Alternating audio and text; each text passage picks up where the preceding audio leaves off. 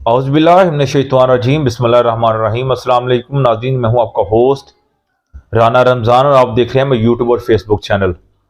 आज के व्लॉग में पाकिस्तान की सियासत के ऊपर पाकिस्तान के सियासतदानों की कारकर्दगी के हवाले से जो डिफरेंस है वो आपके साथ शेयर करेंगे।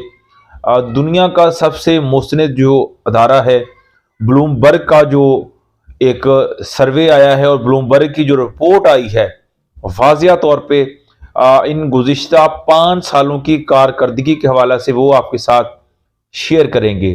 ब्लूमबर्ग एक दुनिया का बहुत बड़ा मुस्तनद अदारा है।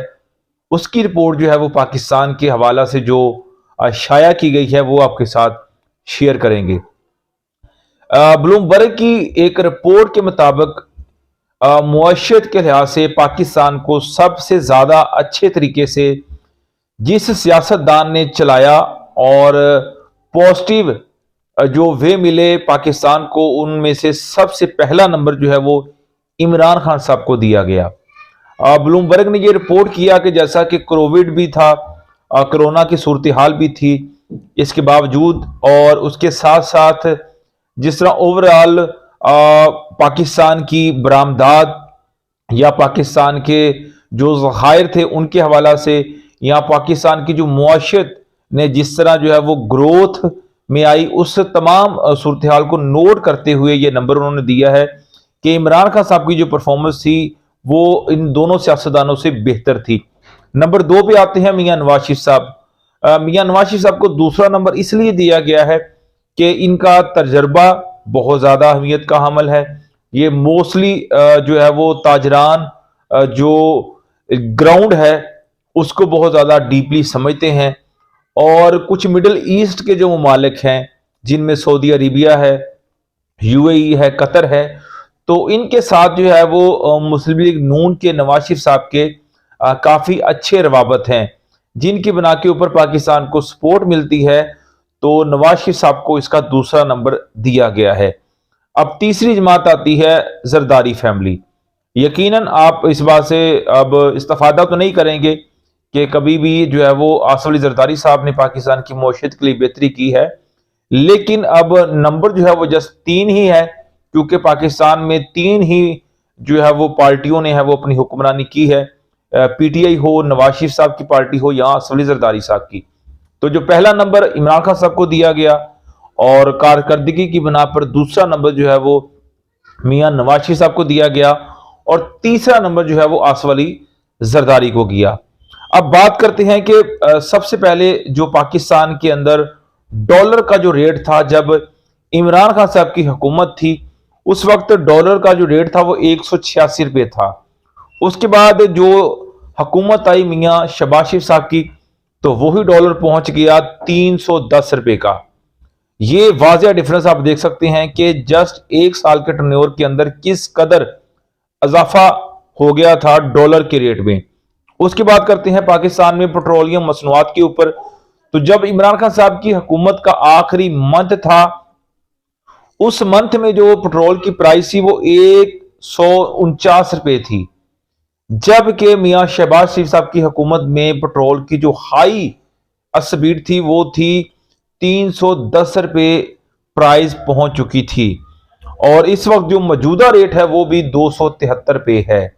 यानी एक वाज़िया डिफरेंस आप देख सकते हैं कि इमरान खान साहब की हुकूमत में जो पेट्रोलियम मसनूआत थी वो थी 149 रुपये, 150 रुपये आप लगभग कह सकते हैं, तो जिसमें बहुत ज्यादा इजाफा किया गया, यानी 133 रुपये मजीद इंक्रीज किए गए।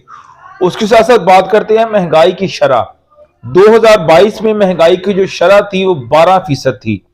इमरान खान साहब के दौरे हुकूमत में जो महंगाई की शरह थी वो 12% थी, जबकि पीडीएम के जो दौरे हुकूमत था, जो मियां शहबाज शरीफ साहब का दौरे हुकूमत था, उसमें 40% तक महंगाई की शरह जो है वो रिकॉर्ड की गई है।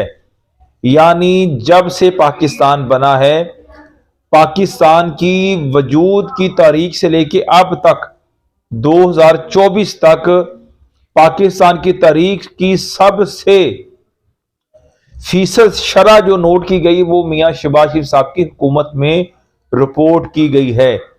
आप ये फैसला खुद कर सकते हैं इन लोगों की कारकर्दगी की बना के ऊपर कि अगर इन लोगों ने अपनी कारकर्दगी अच्छी दी है तो वोट आप इनको कास्ट करें। जिस भी सियासतदान ने जैसी कारकर्दगी की है उस लिहाज से उसको वोट कास्ट करें। उसके बाद करते हैं ज़र मुबादला के लिहाज से। तो पाकिस्तान के पास ज़र मुबादला जो थे वो 16 अरब डॉलर थे। जब इमरान खान साहब की हुकूमत थी तो पाकिस्तान के पास जो ज़र मुबादला के ज़खायर थे वो 16 अरब डॉलर के थे, जो कि 8 अरब डॉलर के रह गए थे जब मियां शहबाज शरीफ साहब की हुकूमत थी। 50% उसमें मजीद जो है वो डेफिसिट आ चुका था। उसके साथ साथ बात करते हैं बिजली के यूनिट्स के हवाला से।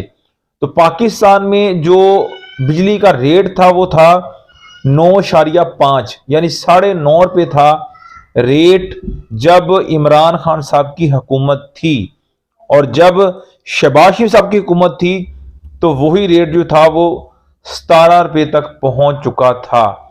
जो आज भी आपको बिजली के यूनिट का जो रेट है वो आपसे जो चार्ज किया जा रहा है वो 17 से 25 रुपए के दरमियान चार्ज किया जा रहा है, जो कि इमरान खान साहब की हुकूमत में आपसे सिर्फ 9.5 रुपए का यूनिट चार्ज किया जाता था। वाज़ेह तौर पे आप ये फर्क देख सकते हैं। उसके साथ साथ बात करते हैं मईशत की ग्रोथ की।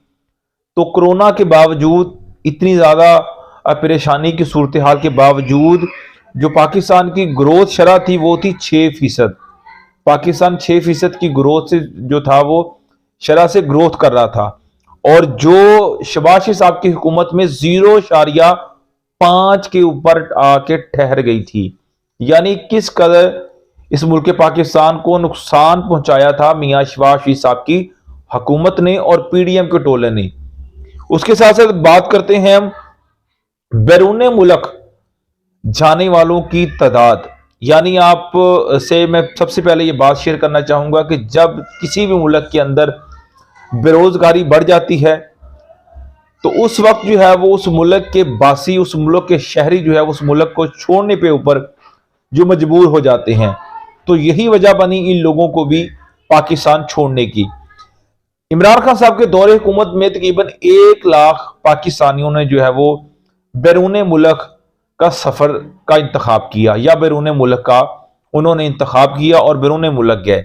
जबकि शहबाज शरीफ साहब की हुकूमत में जो कि टर्न्योर सिर्फ था 1 साल का, उस टर्न्योर में 7,65,000 पाकिस्तानियों ने इस मुल्क के पाकिस्तान को छोड़ा है, जिनमें से बेशतर की जो जिंदगी है वो भी खत्म हो गई है।